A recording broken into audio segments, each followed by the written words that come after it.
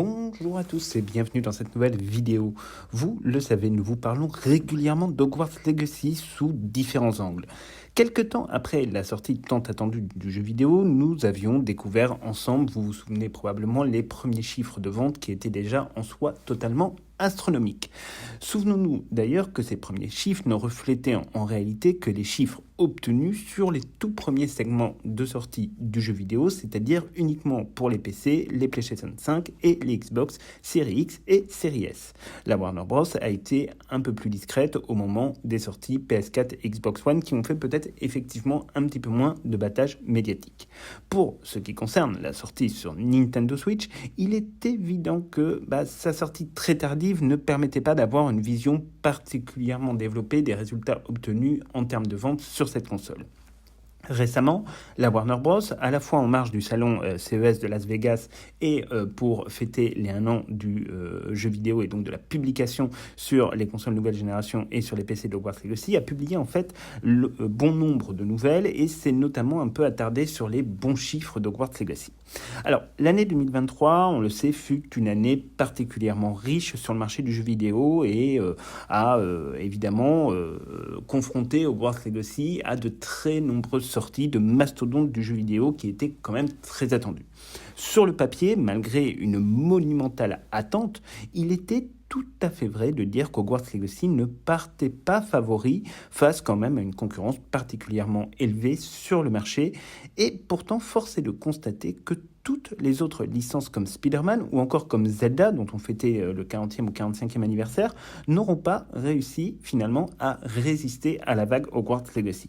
Alors, nous pourrions pondérer cela en expliquant qu'en réalité, les deux jeux que nous avons cités sont en réalité exclusifs à une seule console, donc Zelda pour la Nintendo Switch et par exemple Spider-Man pour la PlayStation 5. Mais le fait est que le succès commercial est totalement incontestable et on sait à quel point cette nouvelle va probablement décevoir et même traumatiser les quelques huluberlus qui pensaient sincèrement que les appels, on s'en souvient très nombreux au boycott, allaient dissuader des millions de fans du monde magique de se ruer sur le jeu vidéo dès la sortie de ce dernier après quand même presque 7 ans d'attente.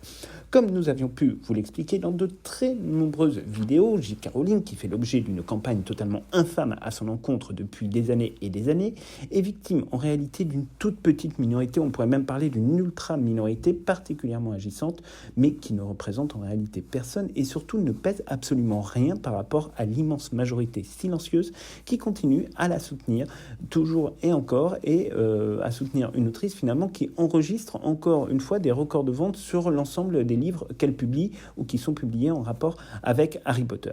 Si le doute pouvait demeurer dans une période un peu trouble, on va dire au moment de la fin de la pandémie mondiale, où les secrets de Dumbledore ont obtenu un résultat qui a été commenté comme étant décevant, ce qui n'était absolument pas le cas, désormais on va dire que le doute n'est absolument plus permis sur la franchise du Wizarding World.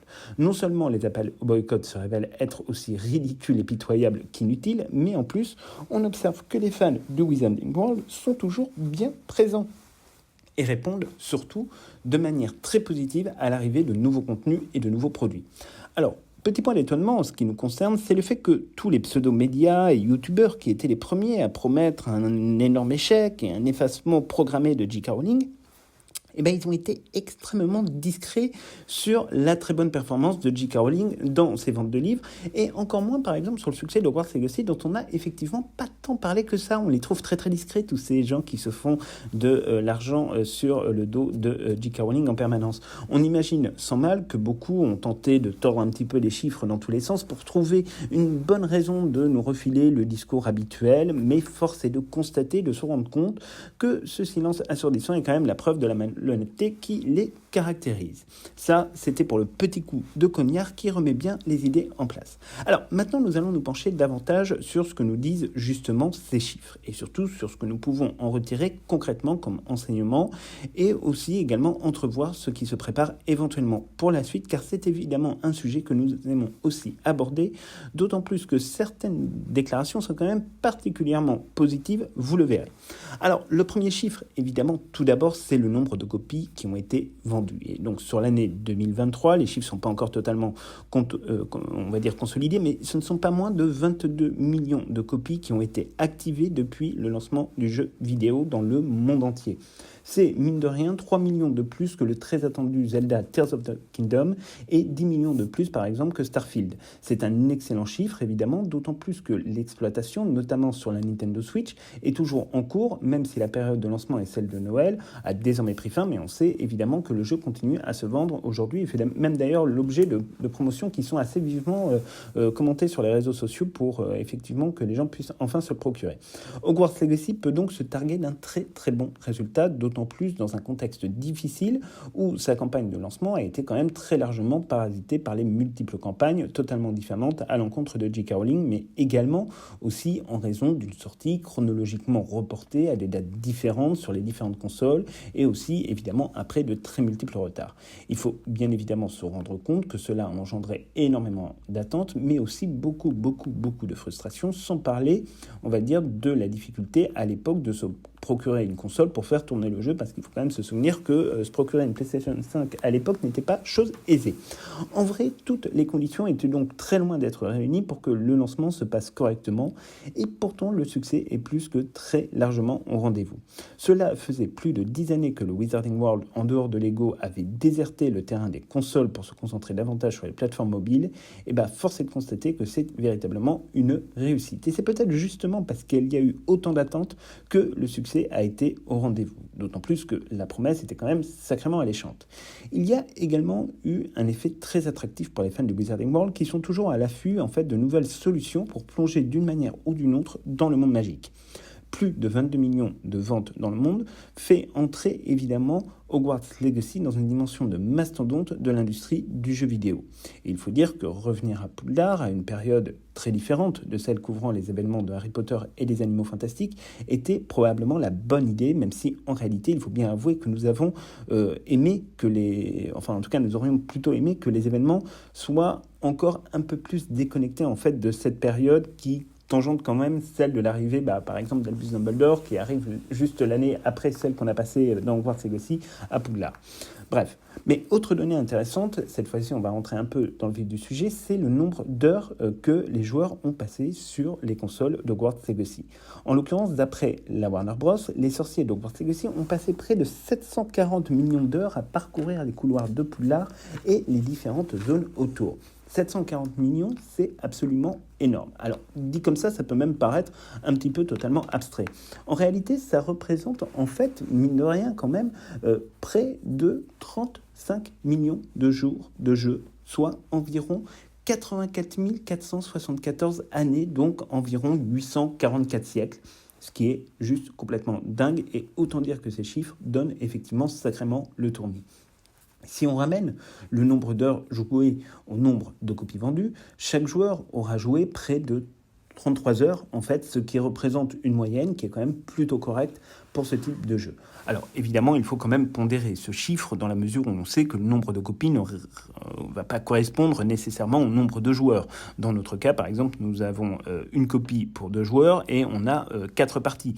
Donc, c'est vrai qu'il faut un petit peu pondérer ça. Mais quand même, ça veut dire que le jeu permet en fait d'avoir quand même un temps d'utilisation qui est plutôt bien joué. Ce temps de jeu demeure donc très important car il montre bien qu'il y a eu un véritable attachement de la part des gamers vis-à-vis d'une histoire qui a tendance quand même à suffisamment intéresser les joueurs pour qu'ils y consacrent un petit peu de temps. Bon, pour être tout à fait honnête, il faut bien prendre en considération le fait que le jeu est en réalité bien plus long que 33 heures si on souhaite le terminer à 100% dans des conditions tout à fait normales. Alors on ne parle évidemment pas de ceux qui pratiquent le speedrun, qui n'est absolument pas notre style de jeu et ne correspond d'ailleurs absolument pas en fait à la philosophie de Hogwarts Legacy qui a, et c'est un point qui à notre sens est très positif, une vraie dimension contemplative dans sa réalisation. Le fait est que, de manière évidente, l'attachement au jeu est acquis et massif, et c'est ce qui va légitimer en fait l'idée, et d'autant plus l'idée de développer une suite. Quand on vend plus de 22 millions de copies d'un jeu qui enregistre une telle durée de jeu, il faut évidemment bien reconnaître qu'il n'est pas nécessaire d'aller chercher bien loin d'autres types de justifications. On sait d'ailleurs depuis un moment que dès le premier volet en fait rentabilisé, la suite du projet commençait déjà à entrer en développement. Vous en avez déjà parlé dans plusieurs vidéos, la question de la Hogwarts Legacy 2 coulait finalement totalement de source. Rien que dans la narration, on va dire principale, on sait pertinemment que beaucoup de questions se posent et restent totalement en suspens. Et c'est d'ailleurs peut-être l'un des plus grands défis qu'aura à relever les créateurs du prochain jeu vidéo.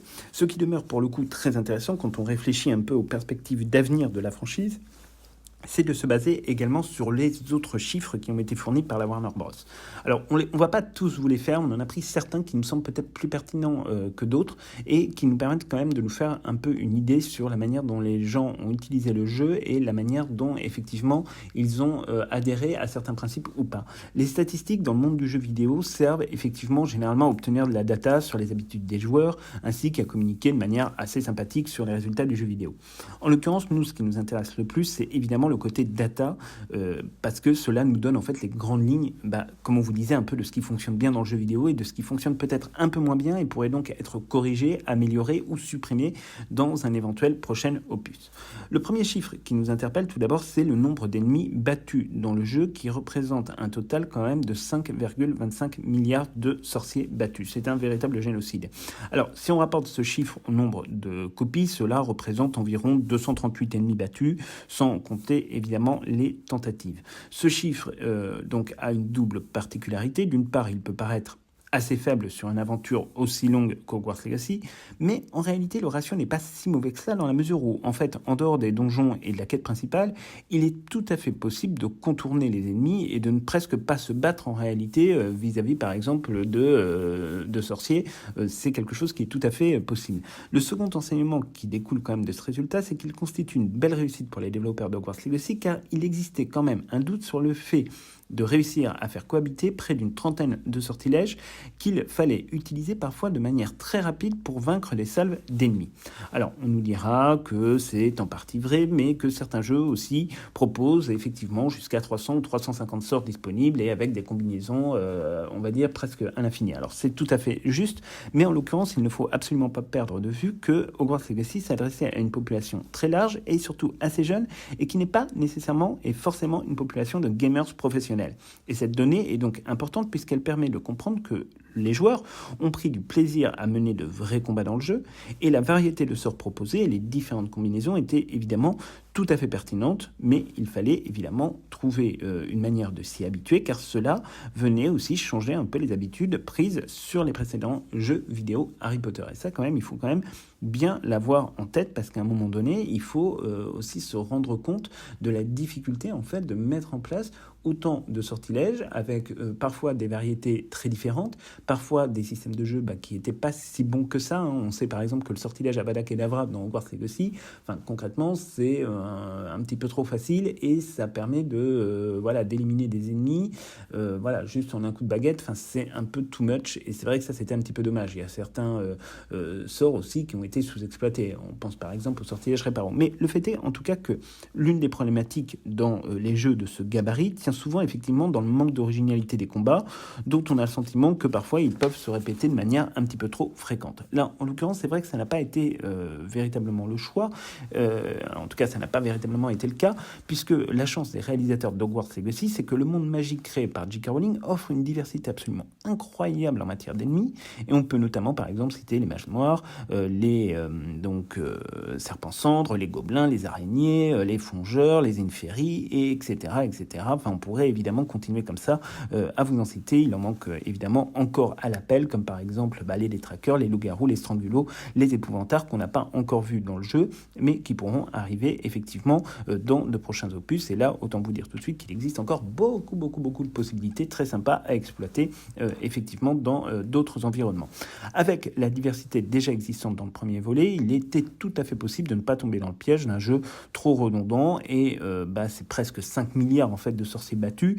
On est l'un des exemples les plus flagrants. On aurait pu vous citer les autres chiffres d'ennemis, mais le fait est qu'on est quand même sur un gameplay qui tourne positivement sans trop lasser les joueurs, et c'est quand même aujourd'hui quelque chose qui n'est pas nécessairement forcément toujours évident.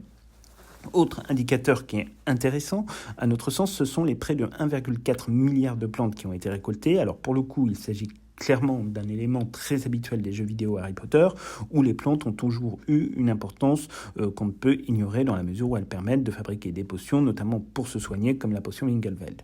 Avec l'ajout de la salle sur demande et les grandes capacités de production qu'elle renferme, il était évident que nous allions mettre, on va dire, à rude épreuve les stocks de plantes du jeu. On imagine assez facilement que devant ce chiffre, les détracteurs de J.K. Rowling vont hurler à l'écocide et à la destruction de l'environnement. Mais bon, trêve de plaisanterie, rapporté au nombre de copies, chaque joueur a récolté environ une soixantaine de plantes, ce qui demeure quand même assez minime au final quand on y réfléchit, même si cela a engendré quand même près de 877 millions de potions fabriquées. Le système de potions est très probablement l'un des points qu'il conviendra peut-être, on va se le dire entre nous, d'améliorer dans le prochain opus. Pour notre part, notre utilisation des potions, en dehors des potions Wingelveld, a été quand même un peu étrange.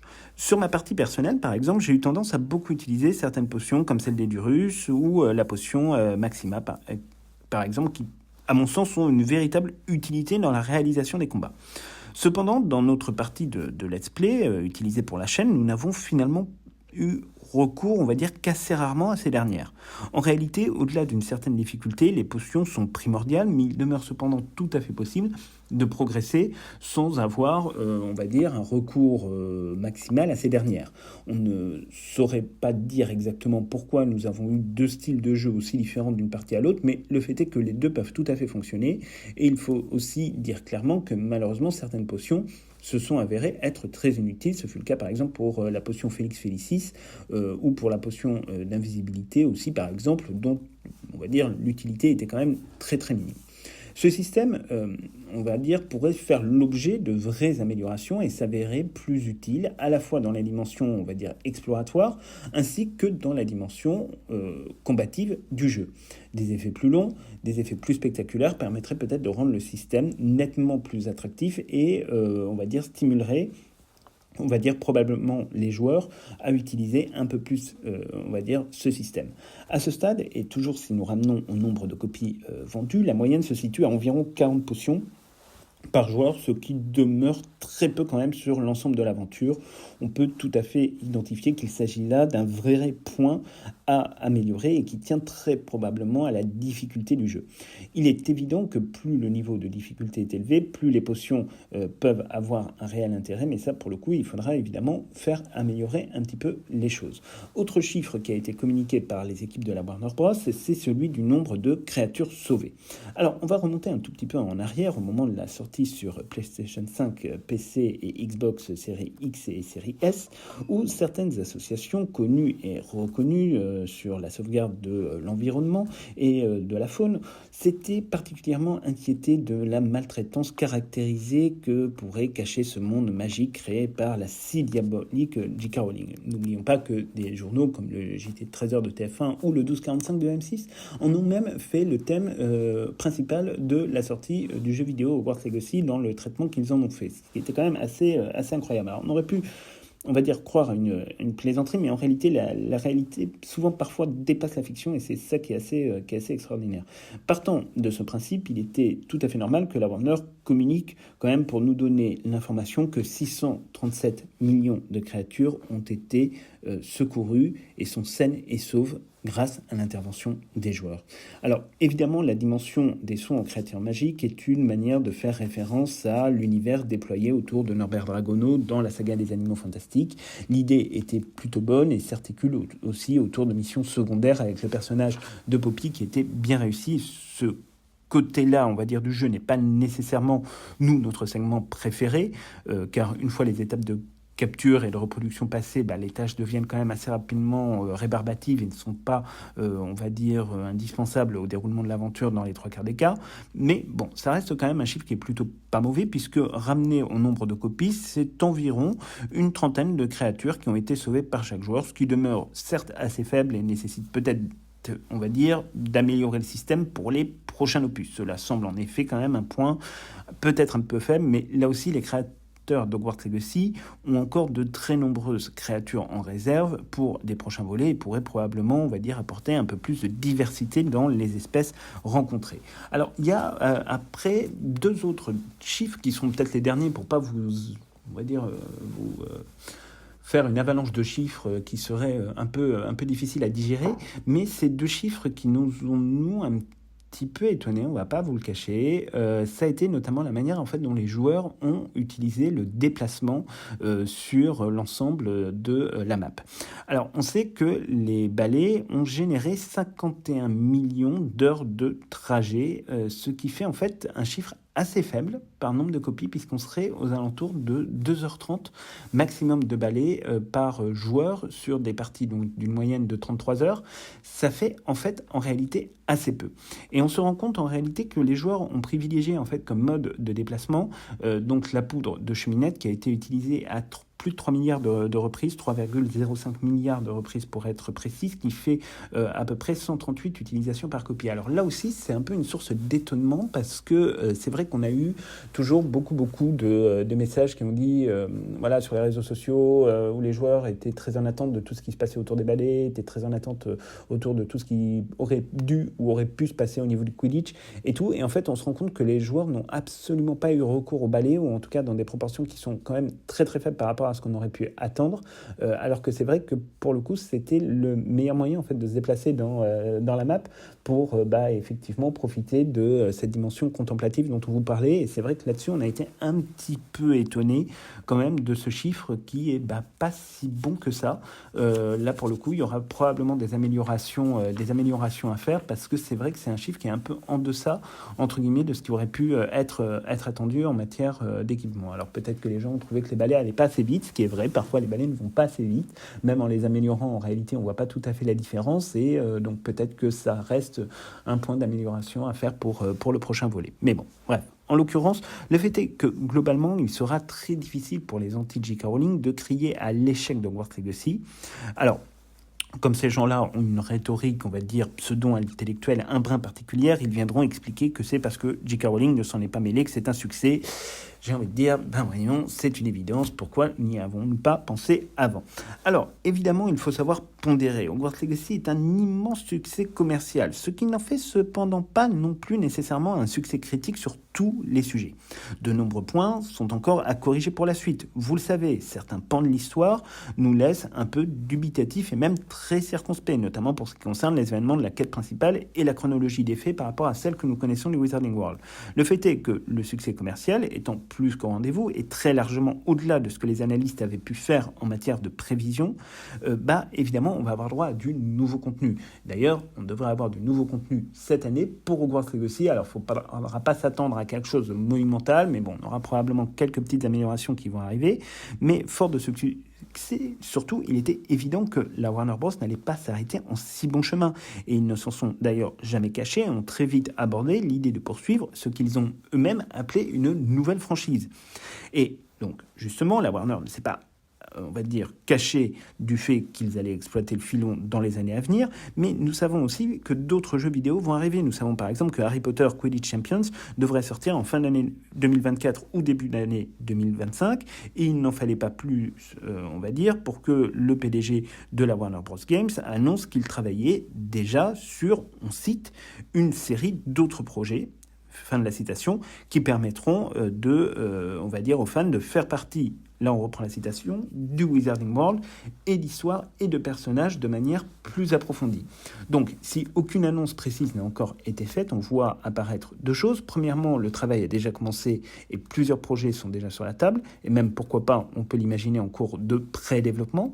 Deuxièmement, c'est que la Warner Bros. N'a absolument pas l'intention de désinvestir le Wizarding World, malgré les nombreuses menaces, malgré les nombreuses pressions d'une pseudo-opinion publique qui n'existe pas. Bref, en l'occurrence, là, il y a véritablement une volonté de continuer l'investissement, voire même de le renforcer.